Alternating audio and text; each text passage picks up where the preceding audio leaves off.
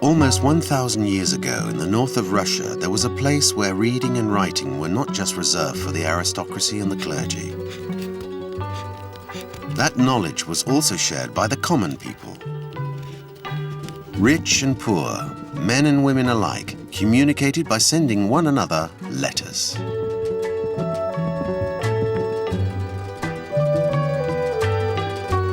That place was Novgorod. It lay at the heart of an independent medieval republic and was one of the most prestigious cities of its day.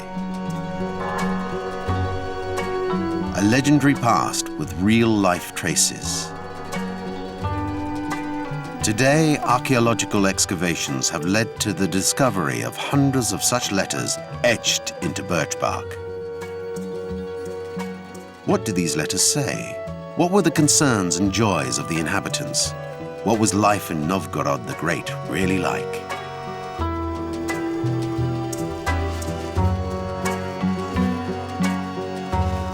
From across the centuries, the authors and actors of this ancient story themselves reveal the secrets of their existence.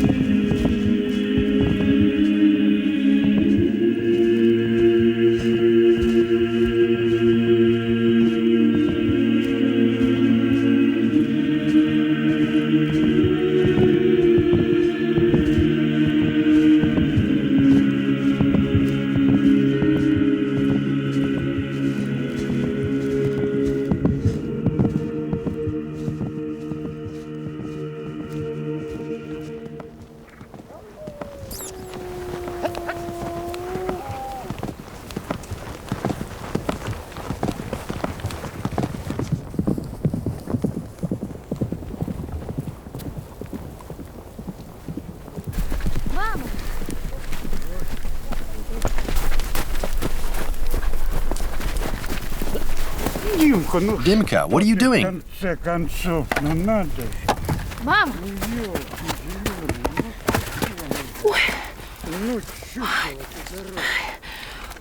It's Papa. From Boris to Nastasia. When you receive this letter, send me a man on horseback, as I have many things to do here. And send me a shirt, too. I forgot my shirt.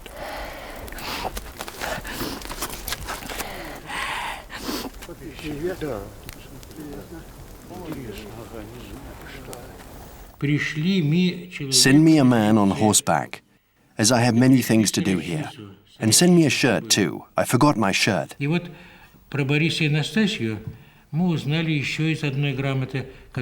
Concerning Boris and Nastasia, we later found another letter written by Nastasia, which tells us of a tragic event, the death of Boris.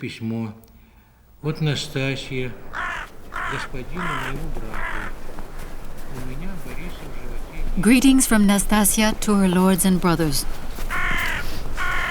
My dear Boris is no longer with us. How, my lords, are you going to take care of me and my children?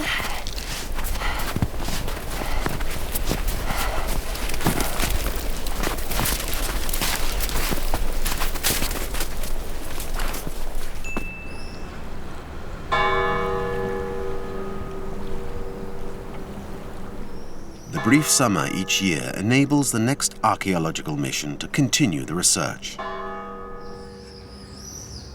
The scientists have set up their base camp in an old monastery and are now preparing the excavation program.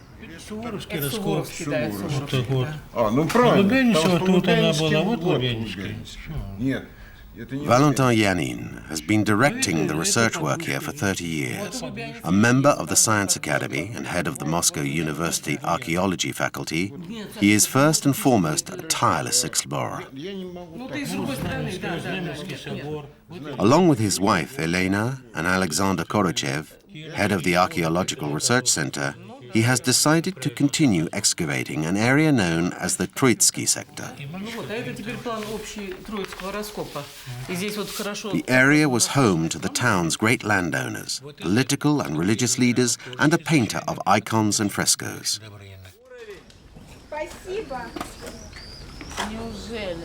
Perhaps new letters will provide more valuable information about the men and women who contributed to Novgorod the Great's fame and fortune.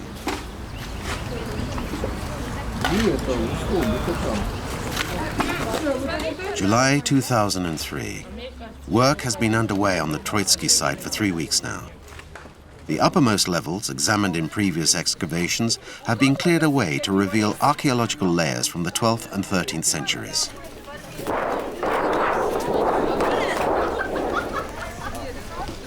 Youngsters from Novgorod schools have traditionally helped out during the digs. They are guided and led by archaeology students from all over Russia and a team of professionals. A full-scale summertime mobilization repeated for the past 70 years.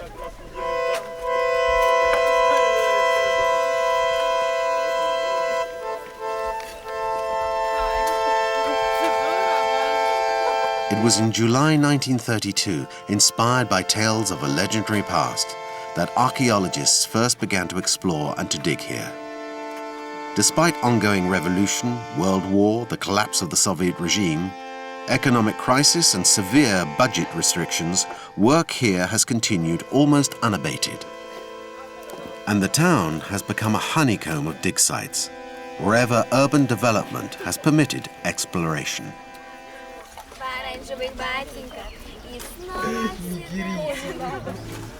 Excavation techniques have changed little in 70 years. Tens of thousands of cubic meters of earth have to be crumbled and examined by hand.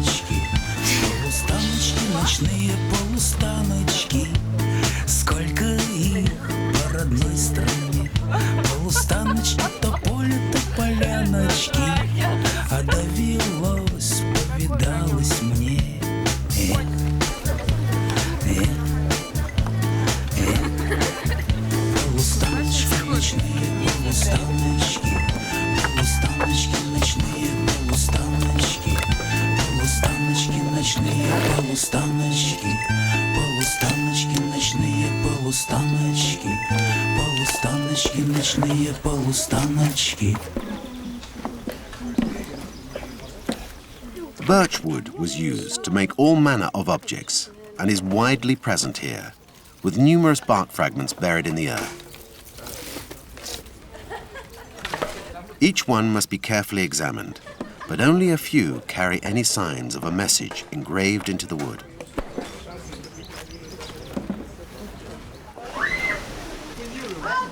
The third week of digging is about to end, and no voice has yet emerged from the past. But just a few minutes before the day draws to a close,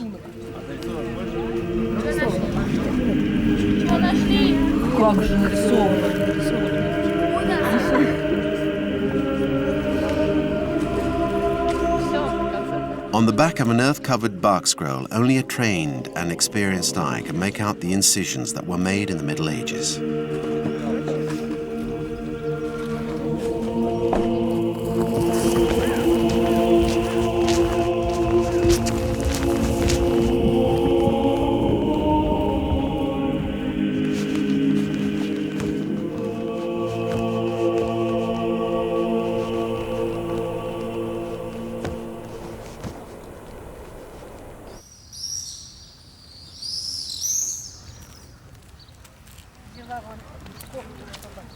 The piece of bark is immediately taken to the archaeological laboratory.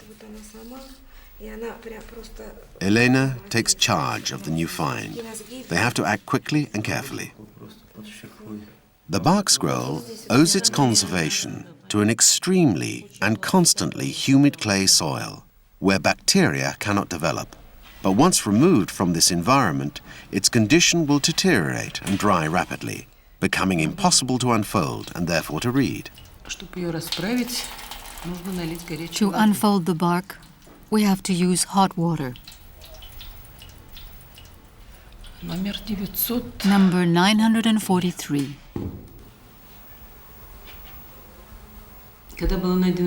When we found the first pieces, more than 50 years ago, we didn't know what to do. But with time, we've perfected a method to deal with the bark scrolls. Here, it's the beginning of the letter. No, not the beginning. There we can clearly see the letters on the light background. Look.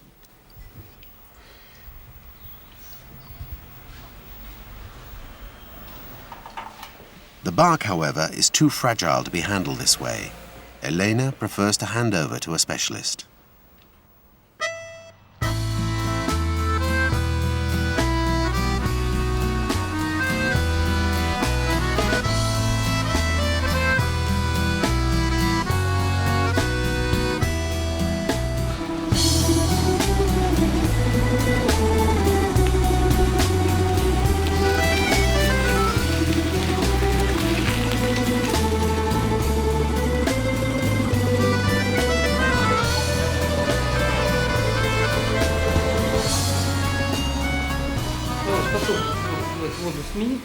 Fascinated by medieval Russian culture, Vladimir Povetkin is the resident restorer for all the written documents found in Novgorod. Thanks to him, hundreds of engraved bark fragments have delivered their secrets. There aren't many small pieces. In a case such as this, even the smallest piece of bark is important. It may bear part of a letter, which could indicate a word, which in turn may change the meaning of a sentence.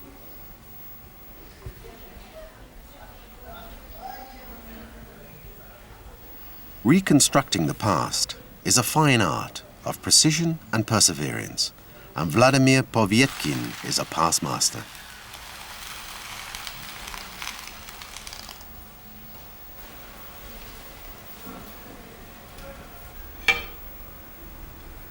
Based on the pattern of the pieces and of the writing itself, he puts the document together. Little by little, though incomplete, the text takes shape. But what does it say?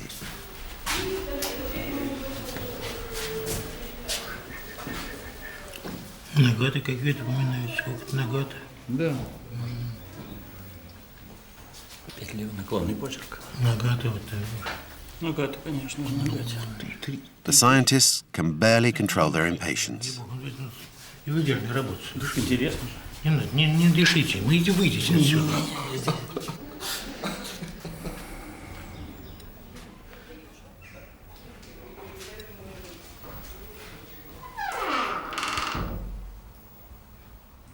The discovery of a written document is always an event. It offers an exceptional opportunity to share in a life that was led in the Middle Ages, to be privy to private words written centuries ago. But what words? And what do they say?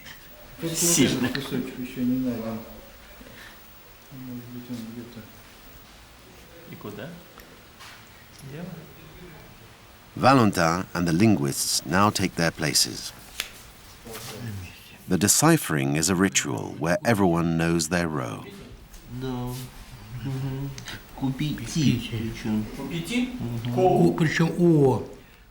The words emerge from their distant past, fragile and vague. Purchased. Purchased there. The text is written in Old Russian, in a dialect unique to Novgorod, and uses an ancient form of the Cyrillic alphabet. But the scientists are perfectly aware of every nuance.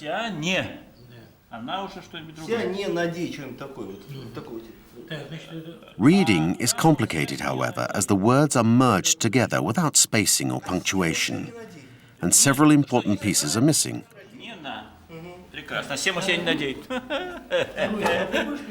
Soon, however, the subject of the letter is clear. Rye for sale, and the price of barley. the first words speak volumes to the archaeologists. The letter would have been sent by a peasant to his master who lived in Novgorod, the same place the bark was found. A type of correspondence Valentin is very familiar with.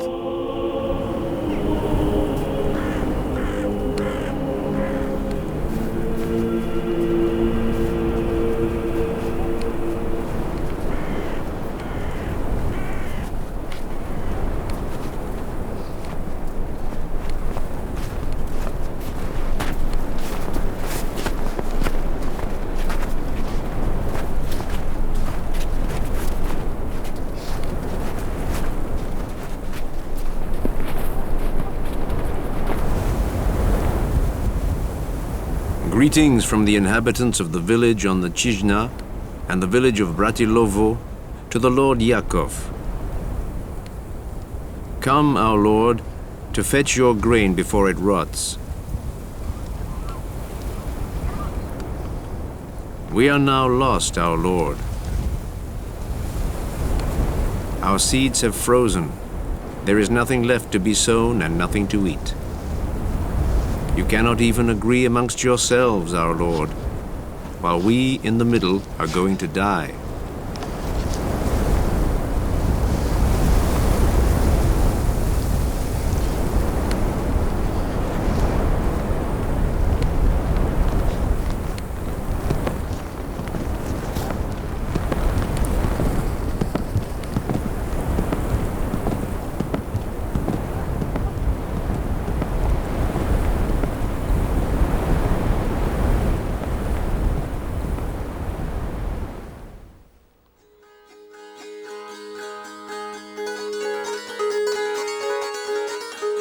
A good many letters bear witness to the correspondence between the farm workers on outlying estates and their masters who lived in Novgorod.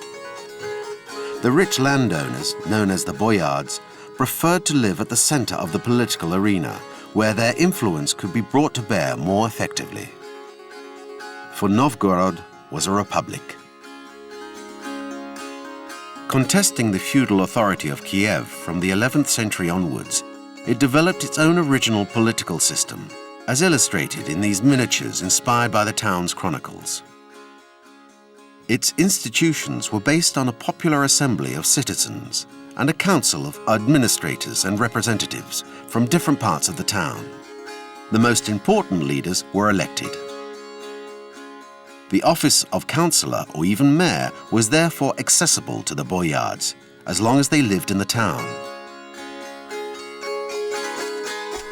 Agricultural affairs, often concerning land far from the town, was therefore dealt with by letter and required both peasants and masters to be able to read and write. This was one of the principal factors in the development of literacy in Novgorod. Сегодня найдено почти 1000 берестяных грамот. Вот за полвека, что прошли. In 50 years, we found over 1,000 bark scrolls in Novgorod, and the letters were written by people from very different social backgrounds.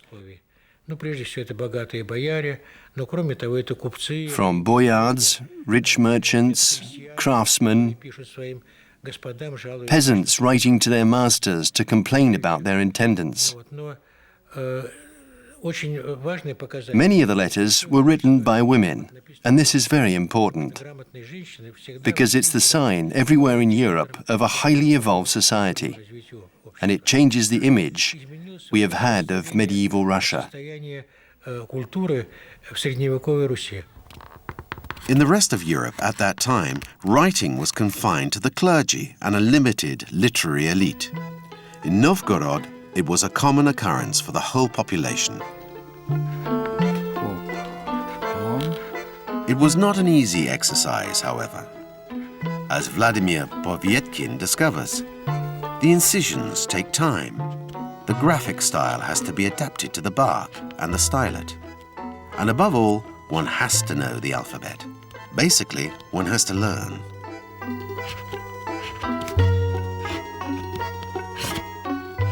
It's known that schools existed in monasteries, but the archaeologists have also found evidence in various inhabited areas that some people received training at home.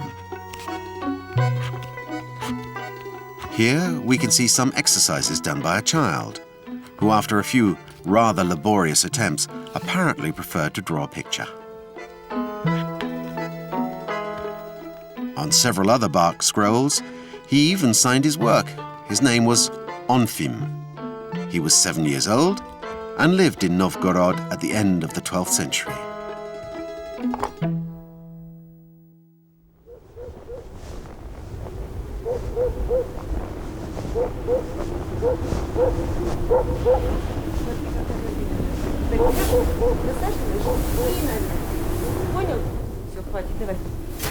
Take the hay and bring it upstairs. Understand? And if you find logs, put them over there. And you! So, looks like you need another drink. Come on, clean up this mess. Greetings from Simeon to my sister-in-law. In case you have forgotten, there is rye malt in the cellar. Take some, and some flour, as much as you need for cooking.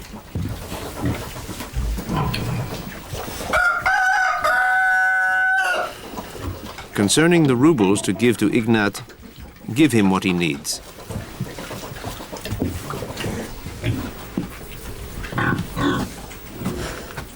Buy some oil.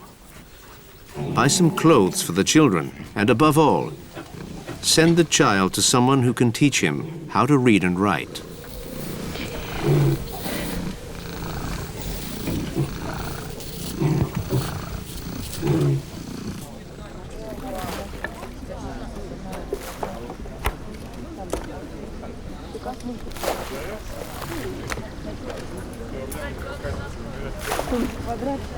On the Troitsky dig site, the long and painstaking soil fragmentation work continues.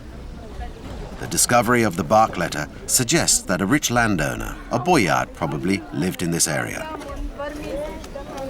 The archaeologists are now hoping to find other evidence of an appropriately comfortable lifestyle. The proof they are waiting for is built up piece by piece.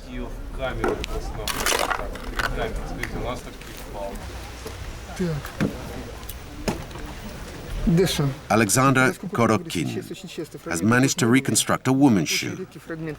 The numerous layers of leather and the way they are assembled indicate an item of high quality. Perhaps the shoe belonged to the boyard's wife or his daughter.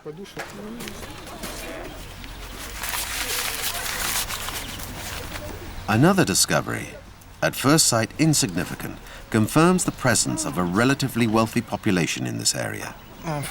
For Mikhail Petrov, the archaeologist, this small ceramic fragment says a great deal. It's a fragment from an amphora, which was used to transport liquids. It's not from here. It was probably made in the Byzantine Empire and imported here along with its contents. That may have been olive oil or wine or some dry goods. In any case, the person who could afford this kind of amphora must have been quite rich. Where did Novgorod's wealth come from? How did this small town, isolated in the northwest corner of the continent, come to trade with the Byzantine Empire? The answer lies here, in this river, which runs through the town before embarking on a very long journey. Novgorod is located in the center of a vast network of navigable waters, which predestined the town to a life of trade and exchange. Open on one side to the Baltic Sea and beyond to Europe, the town also had links with the Black Sea and the Caspian, on the frontiers of the Byzantine and Arab worlds. Numerous groups of private merchants were drawn by the freedom that reigned here and opened up trading posts. Among them was the powerful Hanseatic League, which monopolized trade in Northern Europe. The products that passed through Novgorod came from Scandinavia, Germany and France, or Samarkand, Bukhara or Byzantium. In the 13th century, as Kiev-led Russia fell under the Mongol yoke, Novgorod was spared and was the only gateway still open towards the west. The town grew wealthier and improved its image.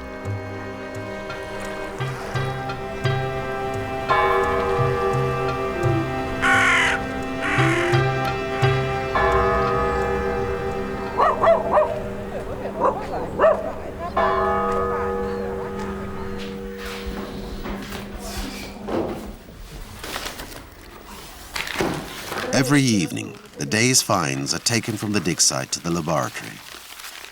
Everything is recorded and catalogued and evaluated for possible restoration work.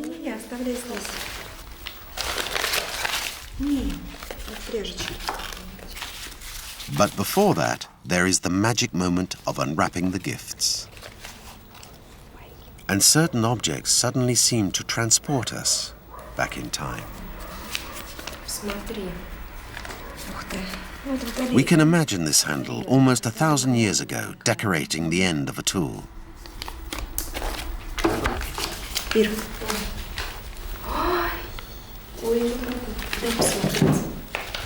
And these sewing scissors would have been kept together with ancient needles and thread.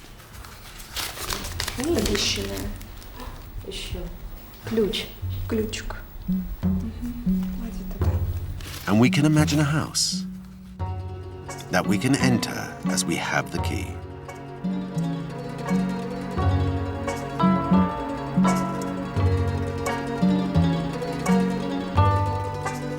A wealthy house, if we can judge it by the quality of these boots kept at the entrance.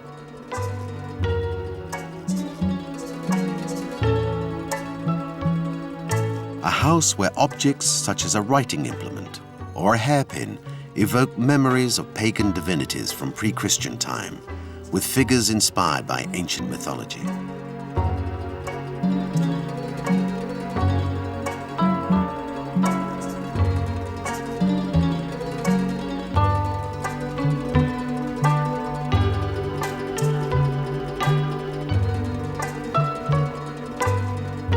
A house where one had time to oneself.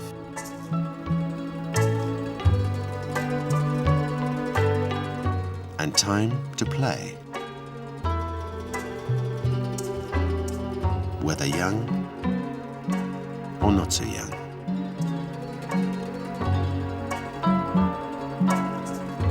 The house of a boyard and his family, for example.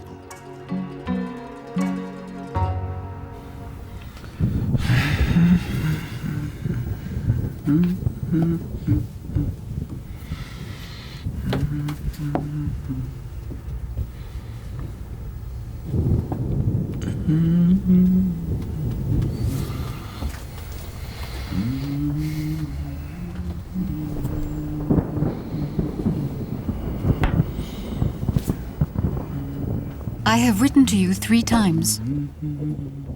What do you have against me that stopped you from coming to see me this week? And I thought you were a brother to me. Did I hurt you by writing? Mikita. I can see that you were displeased. Пиши. But if you had wanted to, you could have slipped away unseen and come running. Answer me. If in my folly I have hurt you, and you see fit to laugh at me, God will be your judge, as I am his humble servant.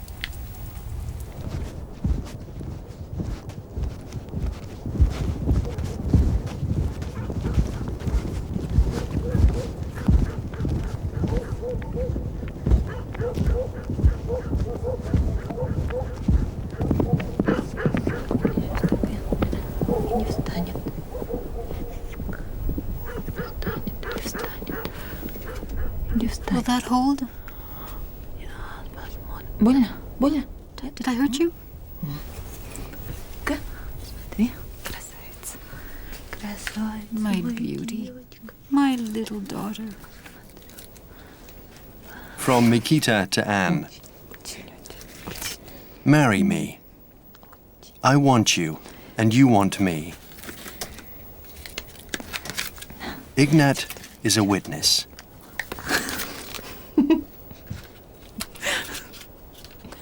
Yeah.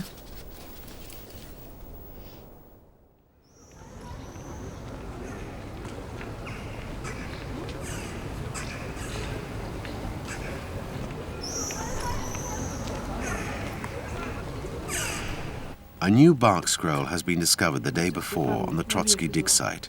It has just been restored and will now be scanned to make it easier to read. That one's big and complete. Valentin Yanin finds it this morning on Isabel's computer. Let's see what it says.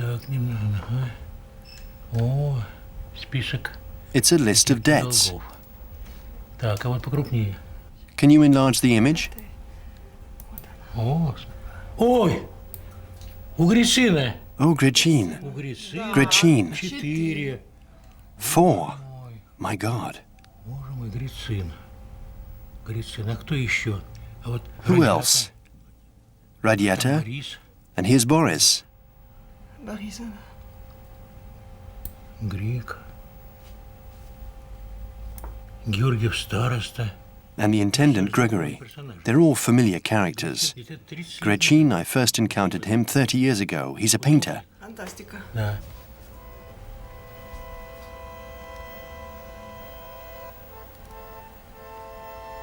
Olise Grecin came into Valentin Yanin's life in 1970. First, one letter mentioned his name, then a second referred to him painting an angel.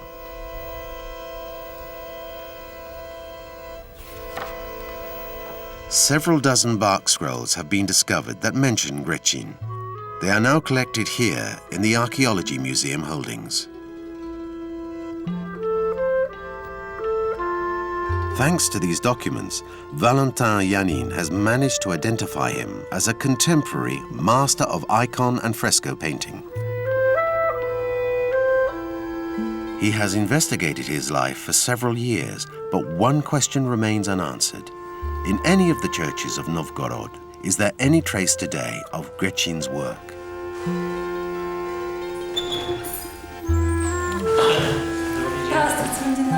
Здравствуйте, проходите к нам поработать. Спасибо. Так давайте на работу. Давайте грамоты. А что вам? Encouraged by the latest find, the archaeologist decides to resume his research. And for that, he has to return to the basic source material, the bark scrolls themselves. Most of the letters that have been found concern commissions. They describe the paintings he is requested to make on various church walls, but alas, they do not specify the exact location. Наверх до Иисуса. И целуйте, а Бог за мздою. Unfortunately, the frescoes are never signed. Some other means of identifying the master's hand must be found, perhaps his own writing. Ирине, Маруфу, Стефана, Фаврония, Романа, опять Маруфу.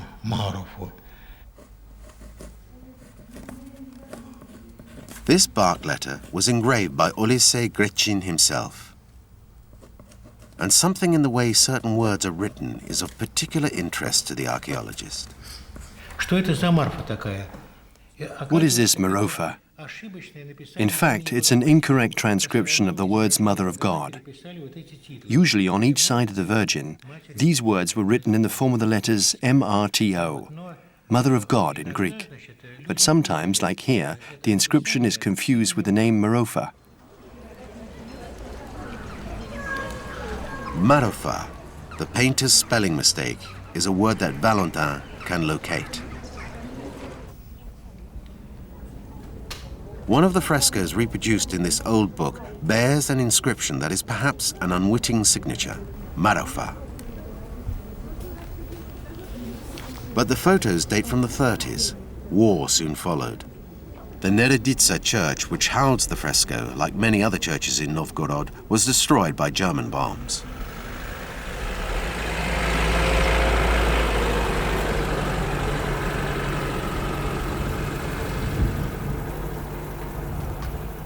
Valentin still hopes to pick up the painter's trail. However, as restoration work is almost complete. But what remains of the frescoes inside?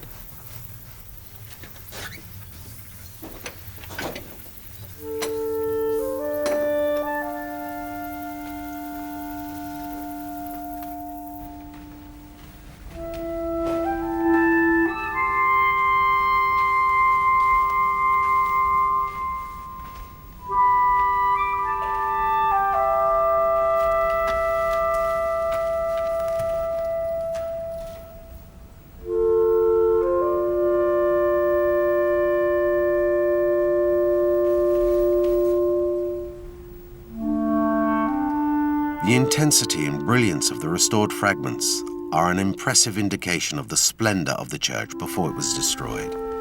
Some of the finest fresco masterpieces would have been here.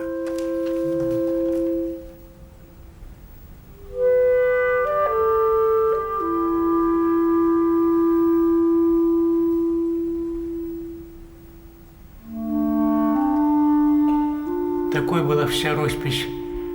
Before, the frescoes covered the walls from the ground to the dome, but there's so little left.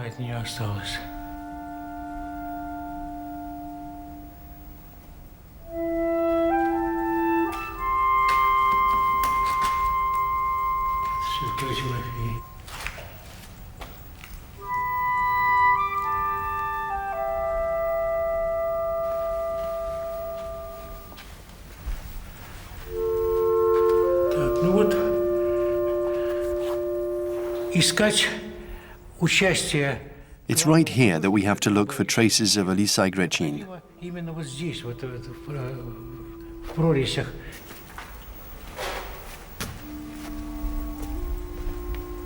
А между прочим, разгадка. Unfortunately, the proof is in the parts where only very badly damaged pieces still remain. В тех местах росписи, которые очень плохо дошли до нашего времени. Вот такой дошла до нас фреска. This is the representation of the Virgin as time has bequeathed it to us. А вот такой она была даже на черно-белом изображении. And this is how it looked before, in black and white. In this book published before the war, the inscriptions Adja and Marufa were made everywhere by the same hand, and the hand always repeated the same error that characterizes Grecin.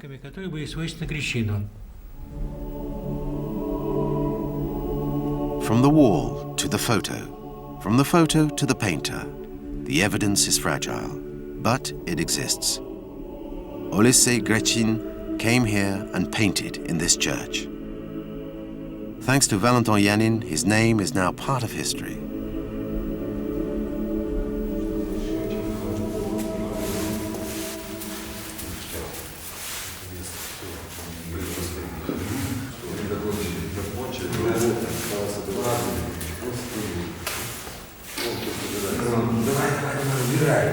Тоже мне тут встал. Собирайся, пошли домой быстрее. Если не забудешь.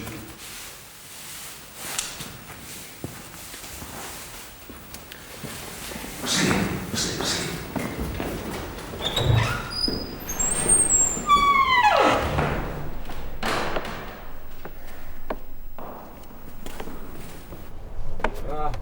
Будем драться или как? Иди ты отсюда.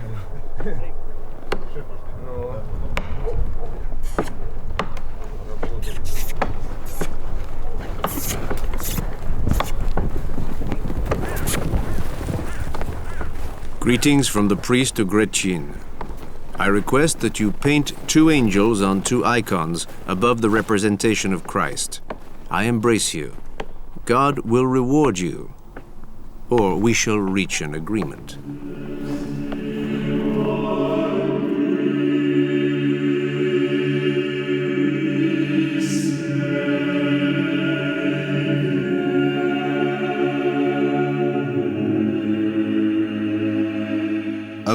4 centuries, the art of icon and fresco painting reached unprecedented heights in Novgorod. The town was rich and independent, and above all had many new churches built and paid for by groups of merchants and craftsmen. There was plenty of work for artists who settled here to paint and teach, such as Theophanes the Greek and his assistant, Andrei Rublev.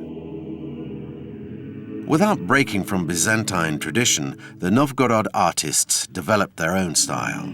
The work was more vibrant, the colors more vivid, and the subjects were expressed with greater simplicity.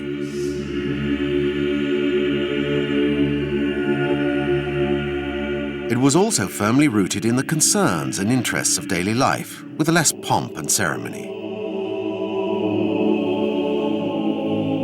For example, one icon represents the victory of the Novgorodians over the powerful armies of Prince Andrei Bogolyubsky in the early 12th century.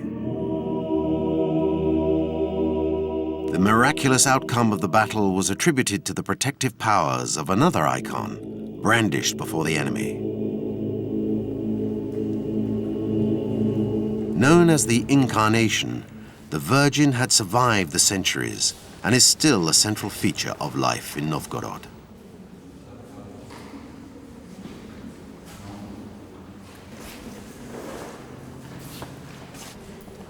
In the Cathedral of St. Sophia, before the iconostasis, the relic is a source of comfort for those who come to pray for relief from hardship and worldly troubles. Meanwhile, just a few meters away, the Orthodox liturgy is taking place.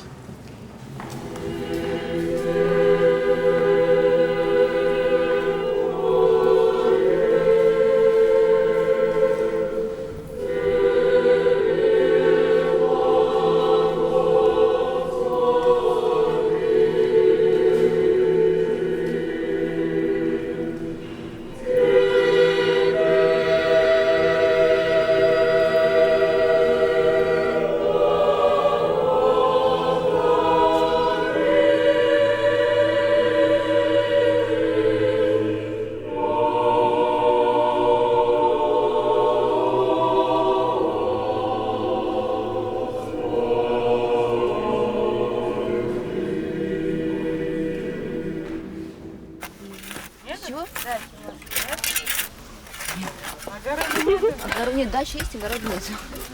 Тогда тебе надо копать огород. Зачем тебе огород? Будешь сажать капусту. Work on the Troitsky site continues unabated. Most of the areas found have now been explored in great detail. After 6 weeks, the dig team reached an ancient soil level containing structural elements from the medieval town.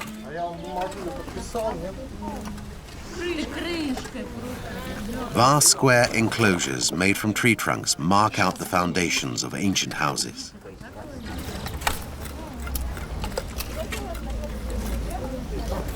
Between the buildings were narrow passages, small streets covered with wooden planks, enabling pedestrians to move about from one building to another.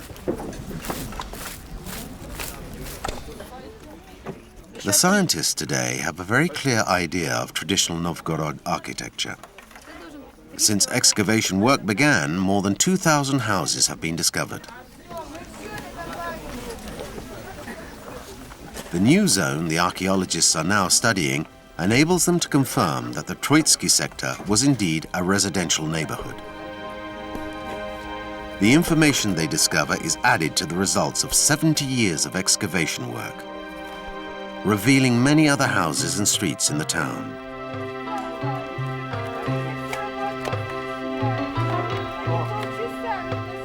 Through the years, the overall layout of the city has been built up and its social organization defined.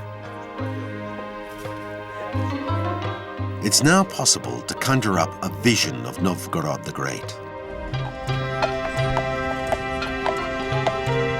The main streets of Novgorod were all covered with wooden planks to enable carts to move around without sinking into the ground. Here, at the crossroads of Bolchaya, Proboyanaya, and Chernitsa, behind this fence, Oliseh Grechin worked in his studio. Facing the river on the west bank, the fortified silhouette of the Kremlin rose above the 5 domes of the St. Sophia Cathedral. the Great Bridge led to the commercial quarter. There were more than 1,800 shops, stalls, trading posts and warehouses here, made of wood and laid out in rows. At the height of its prosperity between the 12th and 15th centuries, the town had several tens of thousands of inhabitants. But despite its 3 rows of defensive walls, Novgorod would fall.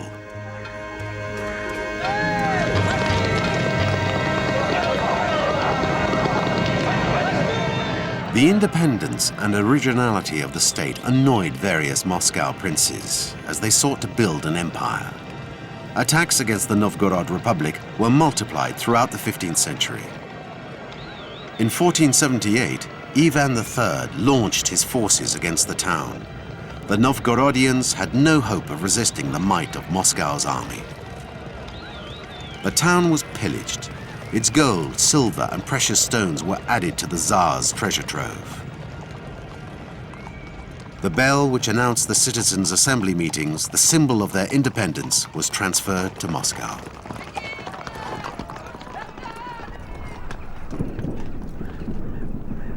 Trade, too, declined rapidly.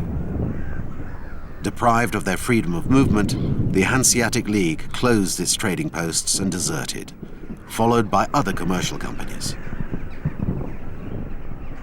Novgorod was but a pale shadow of its former self.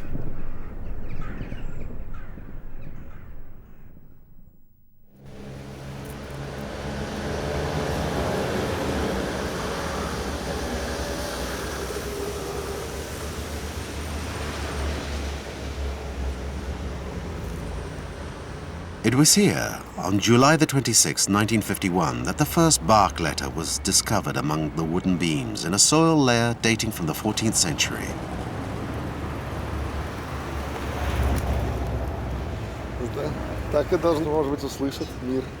And the history of Novgorod the Great began to emerge from the past. Since then, every year, the whole team comes to commemorate the event.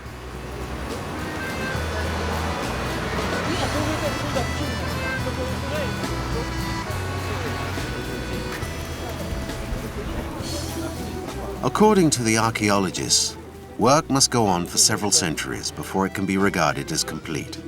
And so thousands of other letters, thousands of new voices will contribute to telling us the story of Novgorod the Great.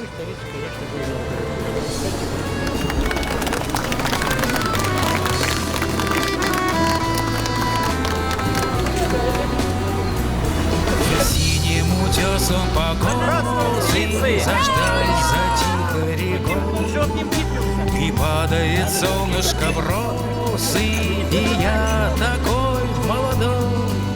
Отплясывал лихо и рвался, рубахи большой разворот. Вот покосы, туманная гладь, и что-то заветное манит, а что до конца не понять.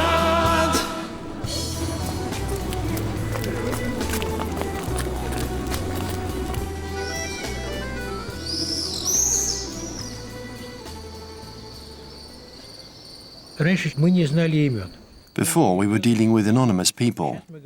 Now we say, this is Mirochka Nevzinovich's estate.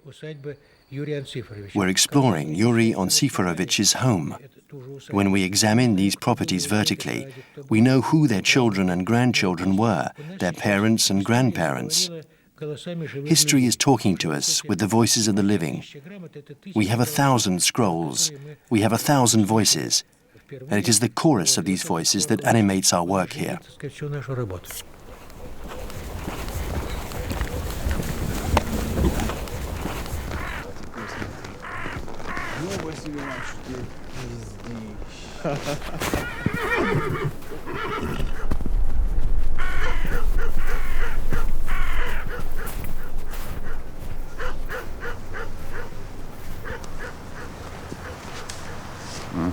A letter for you, my boyard.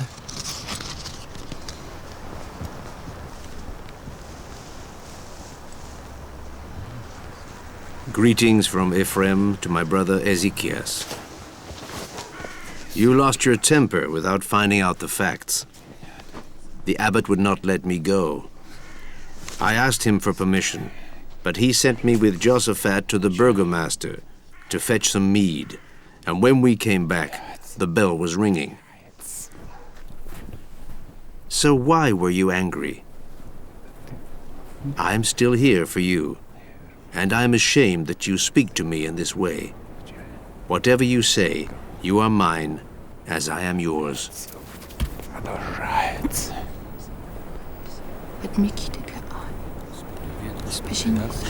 Три. Нет. На двум. Туда не ходи. Наверное, Я вернулся.